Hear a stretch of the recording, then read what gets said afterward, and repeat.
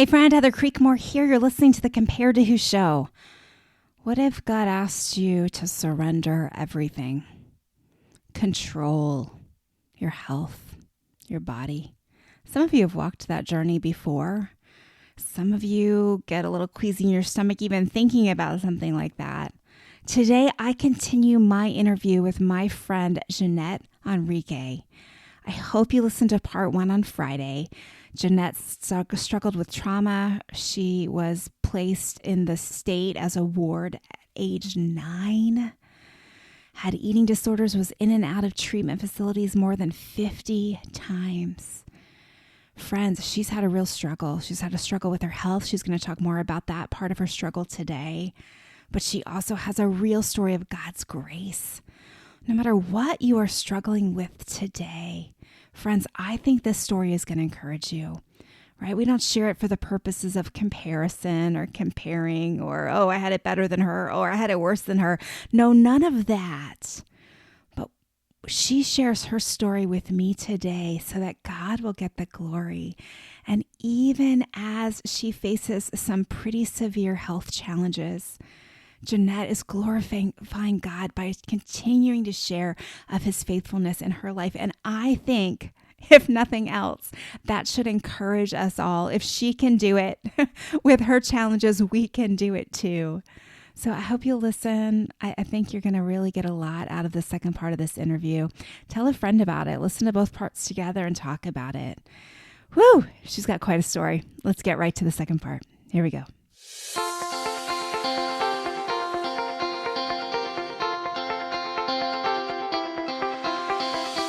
Welcome to Compared to Who, the podcast to help you make peace with your body so you can savor God's rest and feel his love. If you're tired of fighting body image the world's way, Compared to Who is the show for you. You've likely heard lots of talk about loving your body, but my goal is different. Striving to fall in love with stretch marks and cellulite is a little silly to me.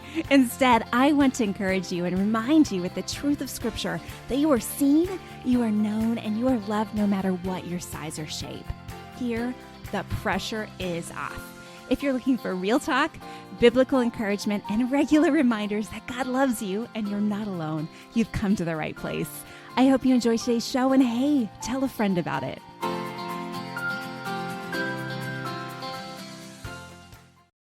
Well, I'm not as thin as that person, or I'm not as heavy as that person, or, so many things that we can compare and think that because I'm not like them, I'm okay. Like, I'll get help when I start exhibiting these things. Right. And that's really just a lot of denial. Yeah. Yeah. Are you familiar with, I'm probably going to say her name wrong, Dr. Jennifer Guadiani? Do you know who she is? Yes, definitely. Yeah. So her book is called, you just made me think of it when you were saying that, her book is called Sick Enough. And it talks about just, exactly what you're saying, like all the women, and I was one of them, who've convinced themselves that I don't really have an eating disorder because I don't look like, the picture on the poster for anorexia. But I know my story is I'm not eating enough calories. I'm exercising to a deficit, all of those things that go with it. And so it's a good book about the symptoms, the medical symptoms that people have, and they don't even know they're connected. I talked to someone the other day, Jeanette, who's like, I have esophagus issues. And I was like, well, yeah, you said you had anorexia. And she's like, well, no, I don't have cancer. I'm like, I know, you have esophagus issues because of anorexia. Like, I understand completely what you're saying. I'm tracking with you. She's like, well, the doctor thought maybe I had cancer. I'm like, the doctor didn't tell you that you have esophagus issues related to your eating disorder? She's like, no. I was like, oh, well, that's what, I'm not a doctor, but I know about that. So anyway, I appreciate you bringing that to light. So we're back to your 28. Yeah. So you're in recovery. Yeah. And what happened then? So at that point, and I was kind of, I don't want to say I was forced into recovery, but at 28, I started experiencing a lot of health issues that weren't necessarily related to my eating disorder. Now, I can go back and forth and question, well, did I make it worse because of the years and years of having the eating disorder? Who knows? And Right. I've quit playing that game and trying to figure out and blame and understand and just Right. know that for me, I developed something where my body just doesn't absorb potassium. Mm. And so, and you need potassium to make all your muscles contract. And um, so it involved just a lot of days in hospitals to try and get my potassium levels up. I actually went to an eating disorder treatment center for a whole summer and sat one on one with a nurse just to prove that I wasn't engaging in behaviors Mm. um, so they could try and track down what was going on. Mm. And um, but through that, um, I had to learn how to do life outside of a treatment center. Mm.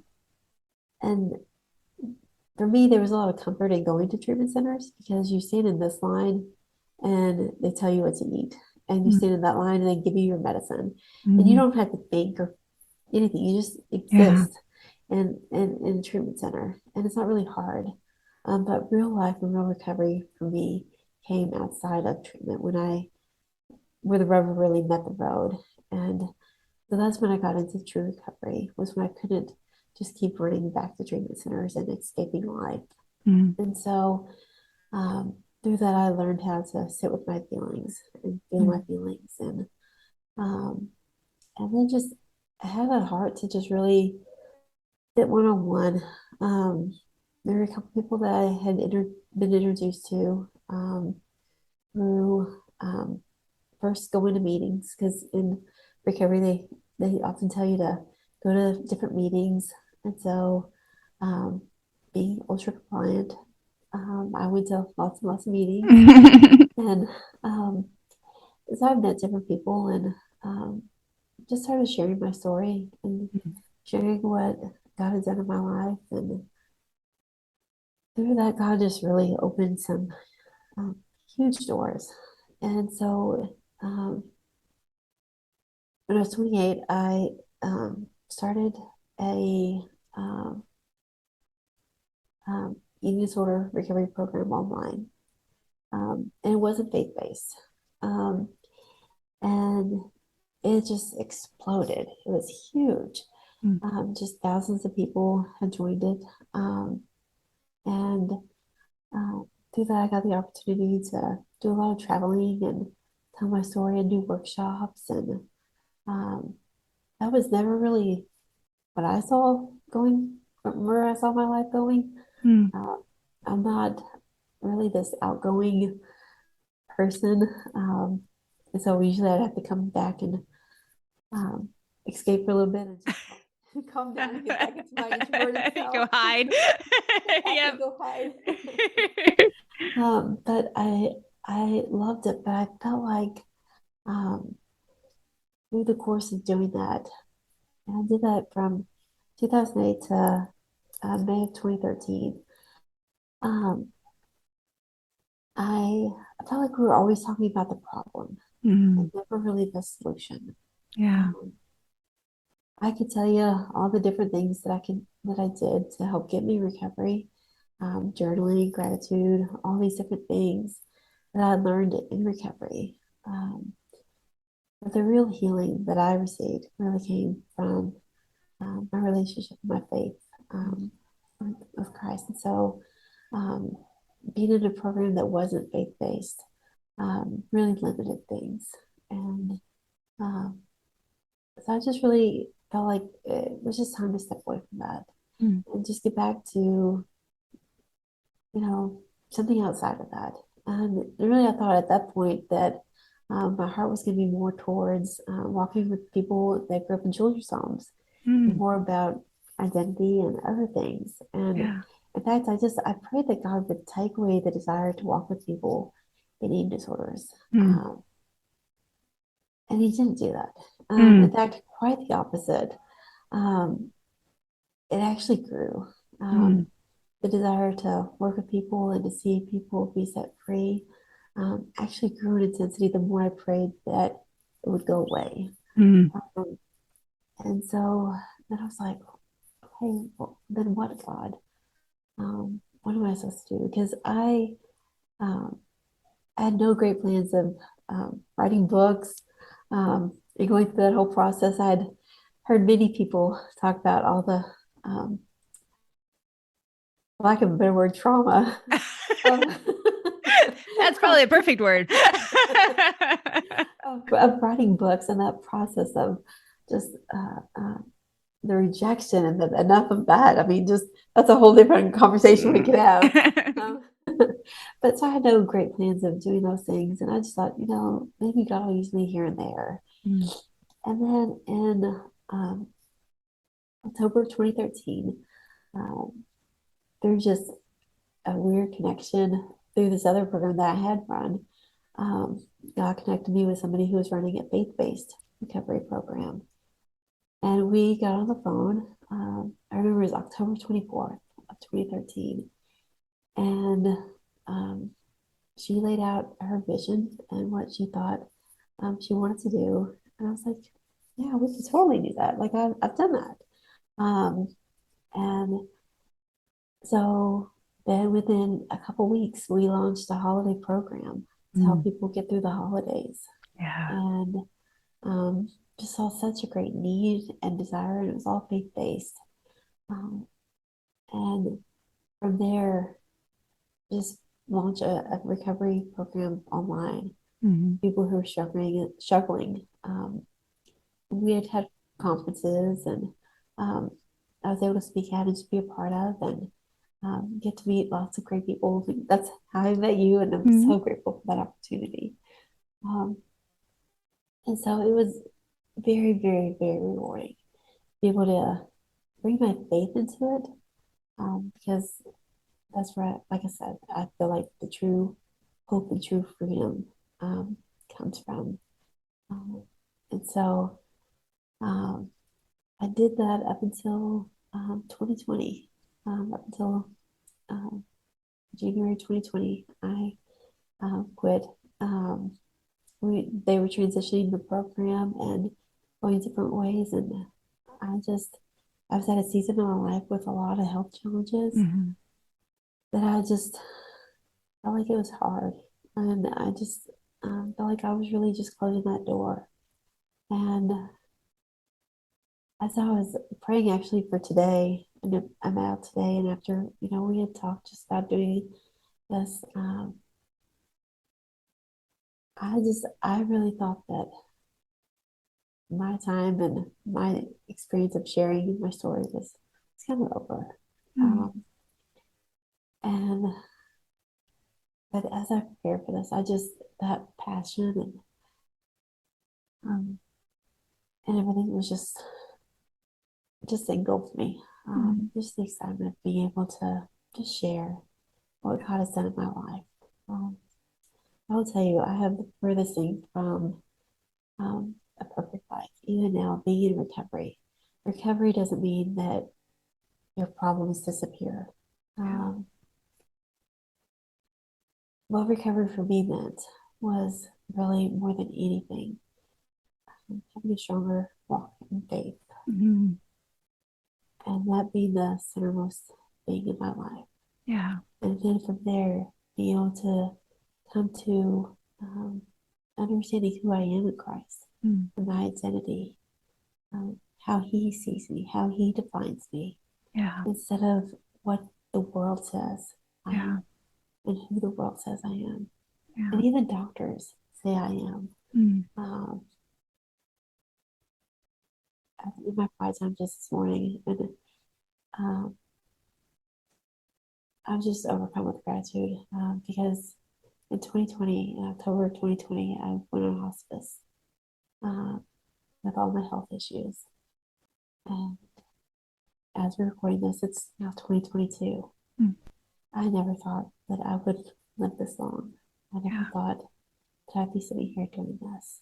And um, it's really true that we don't know the number of our days, Mm-hmm. but only God does.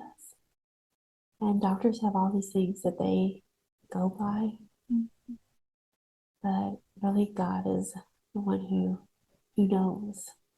And so it's not important, and I think it's very important that we do seek wise counsel and have doctors and therapists and sure. treatment teams.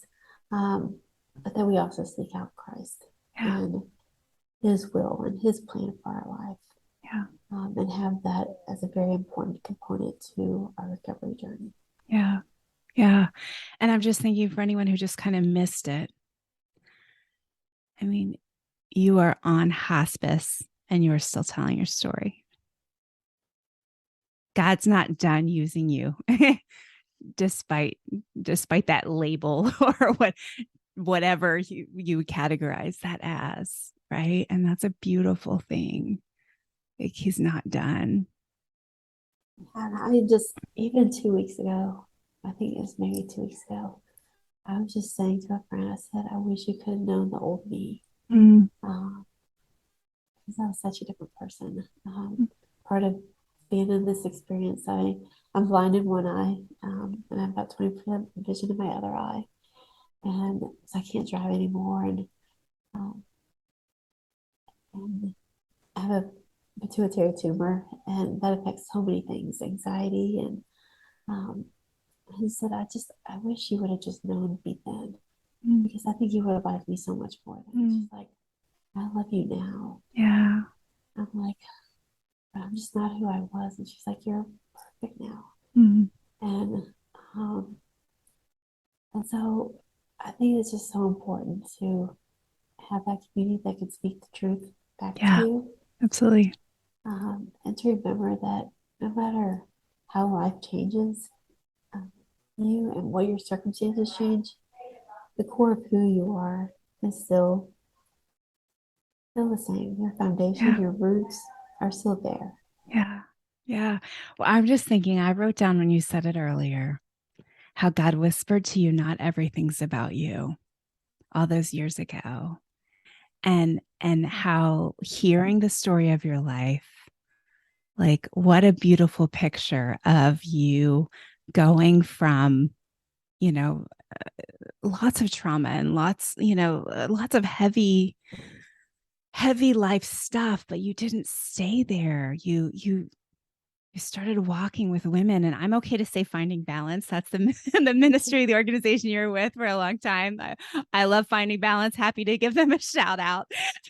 So, and they have great programs. If you're listening to this and you are feeling pricked, like, oh, maybe this is an eating disorder. Maybe I do need help. Check out Finding Balance. They've got great resources. A link to them is on my website. Um, but what a beautiful story, Jeanette, of not staying stuck in the self focus that all of those things could have kept you stuck in.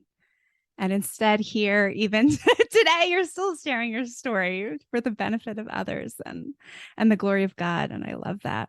I love that. Yeah, it's so easy to get stuck in labels. And so as you were Mm, saying that, I just thought of the word labels, and mm, whether it was foster kid or mm, anorexic or bulimic or whatever label we attach to ourselves, even medical things like mm, diabetes or heart disease or whatever. right. None of those things define us. Even terminal illness, Mm, that is not defining me. yeah. God is defining me. Yeah. And so I think it's so important to just cast off those labels, because those things can really tie you down. Yeah. Um, Absolutely. Yeah. and that's not how God sees us. Yeah.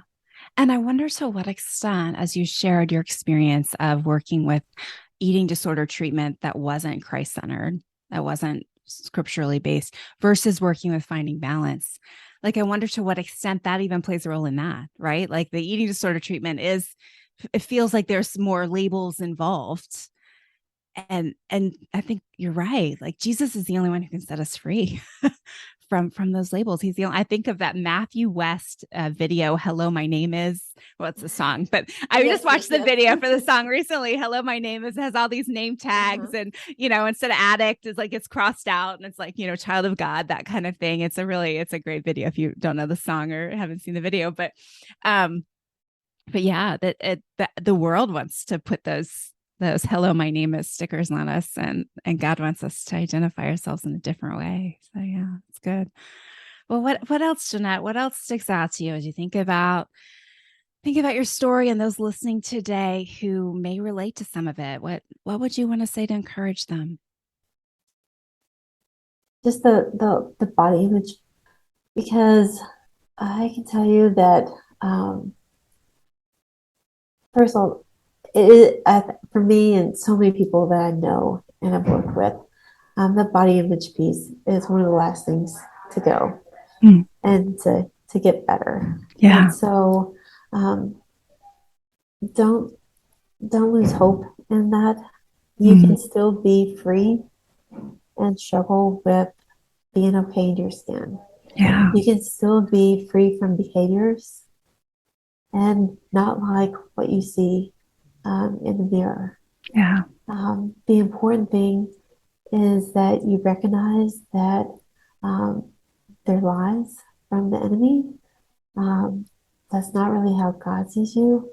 One of the key verses I used through my recovery was, man looks at the outward appearance, but the Lord looks at your heart.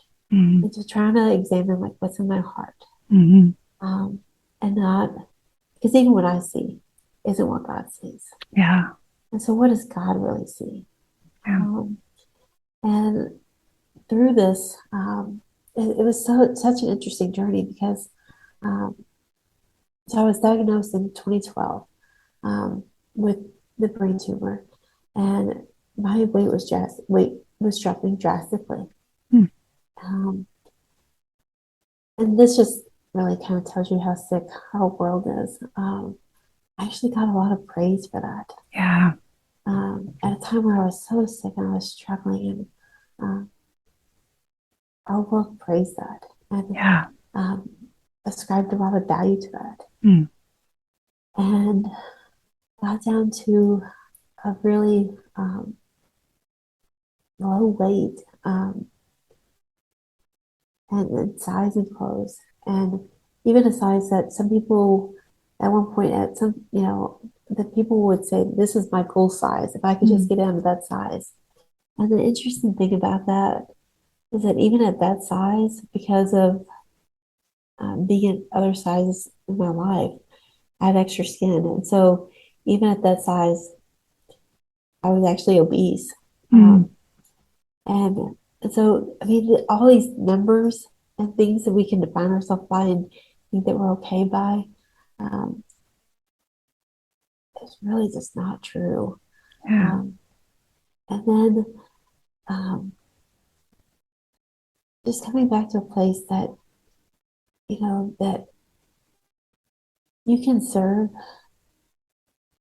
and be seen regardless of what size body you're in. Mm, And not having to hide until you look a certain way. mm, God can use you whether you're in a bigger body, a normal body, or a smaller body. mm. There is no certain body size that you need to look and be for God to use you. Amen. And so don't wait till you get there Yeah. for your life to begin, Yeah. because that may never happen. Right. And think of how much not only you would miss out on life, then those around you would miss out. Right. Um, I remember not wanting to take pictures at different points in my life. Um, and then God just really revealing, like, you're robbing those other people of memories Mm, because you wouldn't take a picture. yeah. And I never thought about it. I just thought, about me. Like Yeah. I want to be comfortable. Absolutely. I don't want to look at that picture. Right. And so as I've walked with other people, um, that's one of the biggest encouragements I've told people is take those pictures. Yeah. Even if you don't look at it, do it for them. Right. Because it's going to mean something to them. Your kids, when they look back, they're going to want to see pictures of you and them. Yeah. I've heard from so many women how, they're not any pictures with their kids. Hmm. Um, and Sometimes they use the excuse that it was just always convenient for them to be the one taking the picture. But now we know that selfies are possible. Right. I may know the truth on that one. Like, oh, I just happen to be holding the camera because I don't like my hair today. Yes. Exactly. Um, and so I just encourage people that no matter what size you're at, to get out there and engage in life, Yeah. be seen, um, because um, that's the way God intended us. Absolutely. Yeah. We're more than bodies. Exactly. Absolutely. Yeah. So I didn't prep you for this, Jeanette. Okay. So, but this is part of so I'm going to use this episode as part of a series called Letting Go and talking about different things we need to let go of. What would capture your story? What should I title this episode? Letting go of, what do you think? Wow. Everything. Letting go of all of it.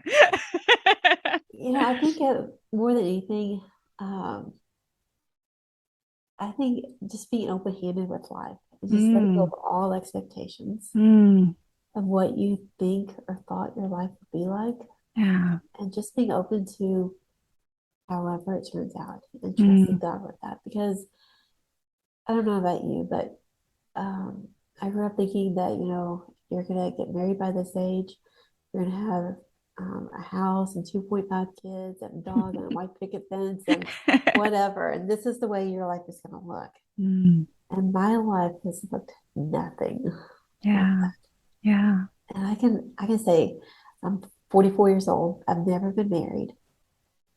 I'm perfectly okay with that. Mm. Um, if God brought something into my life, first of all, He'd probably have to do work in my heart because I don't know if I'd really want to be married at this point. Uh, but it's really letting go of all those expectations and trusting God's plan for your life, Mm, trusting Him with that, trusting Him with your dreams, mm, that He wants good for you, yeah. um, that He knows the desires of your heart, and that His timing is perfect. Yeah. We have such a small vision of what the bigger picture looks like. Mm, And so trusting that there's a bigger picture, that He sees and knows. And so, um, but more than that, I think um, the last 10 years or so, um, the idea of just letting go of all control mm, has been a huge one for me. yeah. And it goes down to the very basics of mainly letting go of control of my body, Mm, trusting my body, trusting God with my body. Um, so part of my health challenges is I have seizures. There's nothing more out of control mm, than having seizures. Um, and I often joke, like, for anybody who's a control freak, like, that's like the worst thing yeah. for somebody who's a control freak. And so, but there's so much freedom in letting Mm, go of control, mm, letting go of your body, um, and trusting that um, God made our bodies. mm, God made them perfectly. mm, He said they were very good when yeah. He made them. And so trusting that. Now, this side of heaven, yes, our bodies are gonna malfunction. We're gonna wear glasses. We're gonna do different things. I'm They're just wasting away, right? We're all right, wasting away. right. So this side of heaven, I mean, our bodies are whatever, but just letting go of that control of trying to master your body, Mm, whether through its weight or appearance or uh, anything. Uh, yeah. just letting go of your body and surrendering that to God because He defined you, He authored you, He made you, Yeah. and he said you're very good.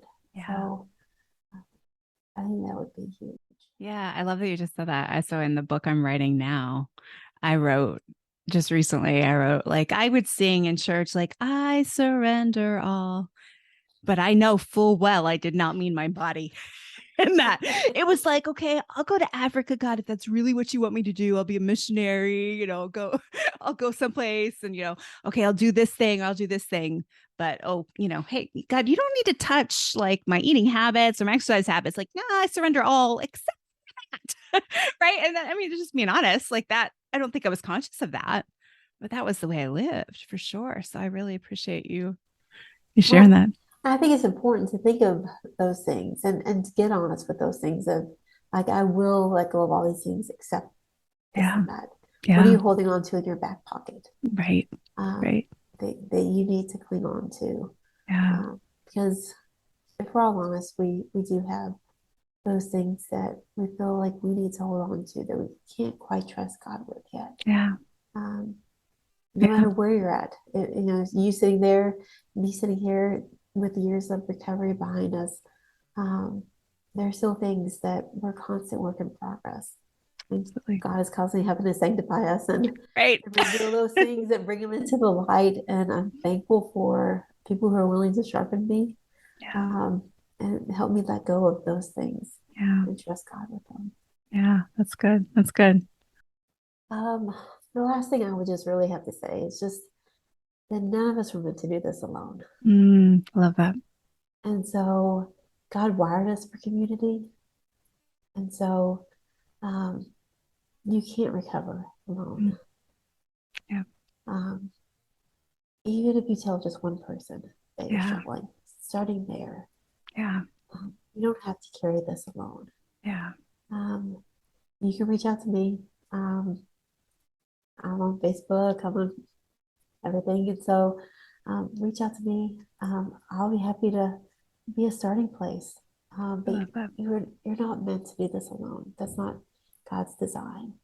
And so getting plugged in, whether it's with your church or friends, but and then maybe ultimately being brave enough to then step into, getting a therapist or other people, but tell somebody, Yeah. start talking. Don't walk in shame and silence and think that this is something that you have to bear by yourself. Yeah. Um, invite somebody into this with you, um, because that's really where it, it all starts. It's just Mm, being real with somebody. And so um, the enemy would love for you to stay silent and believe that you're too far gone or too sick or or not not sick sick enough. enough. Yeah. That you really Same need to page. be honest with this Yeah. and create so much shame Mm, about it. And that's not God. yeah. And so um, I would just say, in closing, just find community. Mm, Um, find that one person at least that you can open up to. yeah. There's so many great resources out there um, that are faith-based and non-faith-based, depending where you're at in your recovery journey um, and in your spiritual life. I mean, there's so many resources um, that you don't have to do this alone. Yeah. So that would be Yeah. my That's closing good. thing. Well, Jeanette, thanks so much No problem. for Thank you, sharing your Heather. story. I've been thinking, so we met in person, I don't know, was it like 6 years ago? Probably. It Seven was, years ago, we had coffee. And I've been thinking of you since I started the show, but I knew your health was you were struggling for a while there, so I didn't want to burden you with this, but caught you busy online. I was like, I think that girl's ready to talk. So, no, I really appreciate you taking the time. I appreciate you sharing your story, and my prayer is someone listening today it's my prayer, but I know it's true. Someone listening today has been blessed by it. So thank you.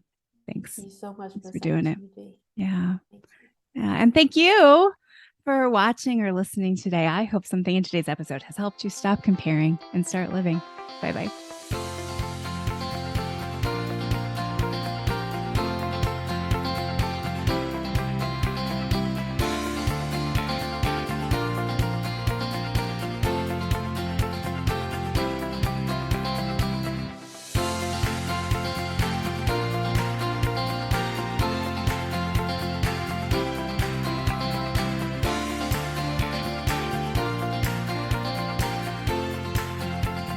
Oh, hey there, before you go, if something from today's show blessed you, may I ask a huge favor?